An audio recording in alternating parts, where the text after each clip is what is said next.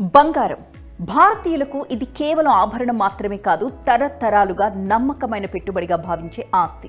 కష్టకాలంలో ఆదుకునే భరోసాగా కూడా బంగారాన్ని చూస్తారు. అందుకే బంగారం ధరలో చిన్న మార్పు వచ్చినా దాని ప్రభావం సామాన్యుల నుంచి పెట్టుబడిదారుల వరకు కనిపిస్తుంది. అయితే స్వాతంత్ర్యం వచ్చిన సమయంలో బంగారం ధర ఎంతుండేదో మీకు తెలుసా? అసలు ఈ 80 ఏళ్లలో బంగారం ప్రయాణం ఎలా సాగిందో తెలుసా? 80 ఇయర్స్ ఆఫ్ గోల్డ్ జర్నీ ఏంటి అనేదే మీకు ఈ స్టోరీలో మేము చూపిస్తాం. ముందుగా ఈ 80 ఏళ్లలో బంగారం ధరలో ఎంత మార్పు వచ్చిందో తెలుసుకుందాం. 1947 అంటే మనకి స్వాతంత్ర్యం వచ్చిన సంవత్సరం అన్నమాట. 10 గ్రాముల బంగారం ధర కేవలం అప్పట్లో ₹88.62.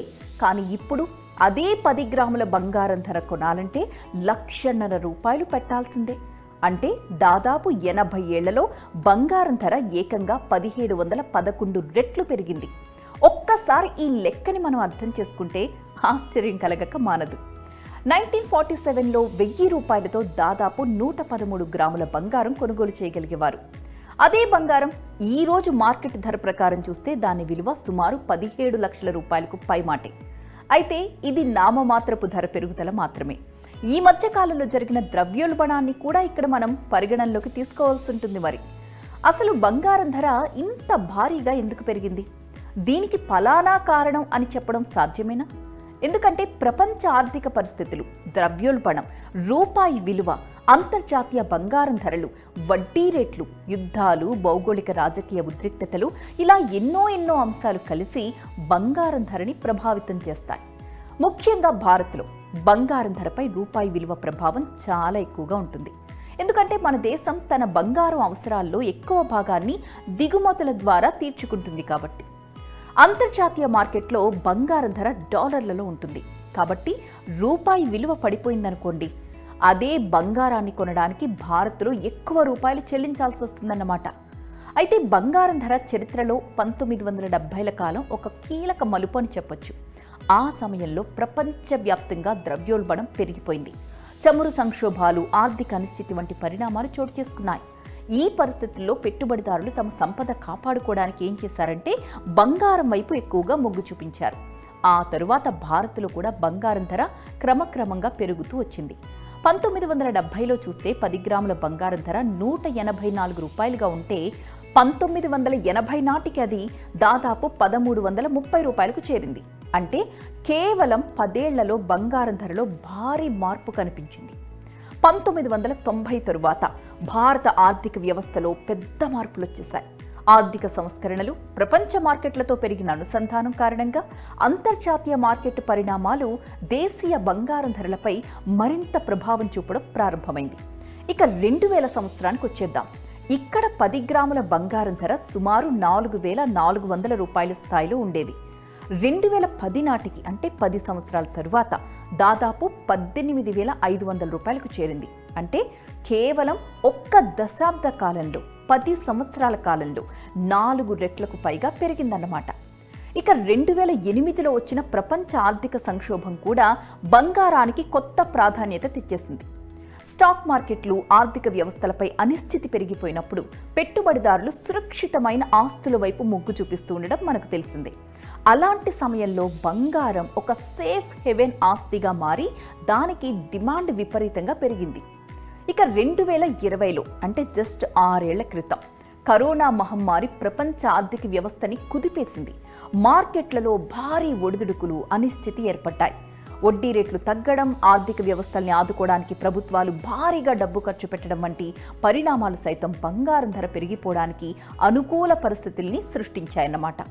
ఇక 2020లో భారత్లో 10 గ్రాముల బంగారం ధర ఎంత అంటే సుమారు ₹48,651గా ఉండేది. ఆ తరువాత ద్రవ్యోల్బణం, ప్రపంచ ఆర్థిక అనిశ్చితి, భౌగోళిక రాజకీయ ఉద్రిక్తతలు, కేంద్ర బ్యాంకుల బంగారం కొనుగోళ్లు వంటి అంశాలతో ఈ ధర అలా పెరుగుతూ పోయింది. ప్రస్తుతం 2026లో అంటే ఇప్పుడు బంగారం ధరని అనేక అంతర్జాతీయ పరిణామాలు ప్రభావితం చేస్తూ ఉండడం మనం చూస్తూనే ఉన్నాం. మధ్యప్రాచ్యంలో ఉద్రిక్తతలు, అమెరికా వడ్డీ రేట్లపై అంచనాలు, డాలర్ కదలికలు, ప్రపంచ ఆర్థిక వ్యవస్థపై అనిశ్చితి ఇవన్నీ కలగలిపి బంగారం ధరలో హెచ్చుతగ్గులకు కారణమవుతున్నాయి.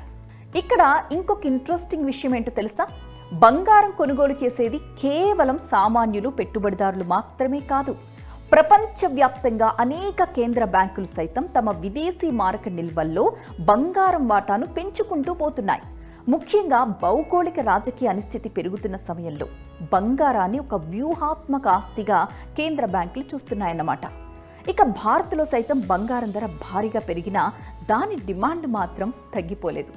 ధరలు పెరగడంతో ప్రజలు తక్కువ పరిమాణంలో బంగారం కొనుగోలు చేసినా మొత్తం ఖర్చు మాత్రం భారీగానే పెరుగుతోంది. అంటే తక్కువ బంగారం కోసం ఎక్కువ డబ్బు చెల్లించాల్సిన పరిస్థితులు ఏర్పడ్డాయన్నమాట. అయితే ఇక్కడ ఒక విషయం మనం గుర్తుపెట్టుకోవాలి. 1947 నుంచి బంగారం ధర 1711 రెట్లు పెరిగిందని చెప్పుకున్నాం కదా. దీని అర్థం ఏంటంటే బంగారంపై పెట్టుబడి పెట్టిన ప్రతి ఒక్కరికి అదే స్థాయిలో రాబడి వచ్చిందని అర్థం కాదు. ఎందుకంటే 8 దశాబ్దాల కాలంలో రూపాయి విలువ మారింది కదా. ద్రవ్యోల్బణం కూడా పెరిగింది. బంగారం ధర కూడా మధ్యలో ఎన్నోసార్లు తగ్గుతూ వచ్చింది. ఇక దీర్ఘకాలంలో బంగారానికి ఇంత ప్రాధాన్యత ఎందుకు వచ్చేసింది అంటే ఆర్థిక అనిశ్చితి, ద్రవ్యోల్బణం లేదా సంక్షోభాలు ఎదురైనప్పుడు ప్రజలు తమ సంపదని కొంతవరకు కాపాడుకోవడానికి బంగారం వైపు చూస్తారు. రూపాయి విలువ తగ్గినా, ప్రపంచవ్యాప్తంగా ఆర్థిక, భౌగోళిక, రాజకీయ సంక్షోభాలు వచ్చినా కూడా బంగారానికి అంతర్జాతీయంగా ఒక విలువ ఉంటుంది అన్న నమ్మకమే దీనికి ప్రధానమైన కారణం. అందుకే 1947లో కేవలం ₹88.62 ఉన్న 10 గ్రాముల బంగారం ఇప్పుడు ₹1,50,000 పైగా చేరడం వెనుక కేవలం బంగారం ధర పెరుగుదల మాత్రమే లేదు.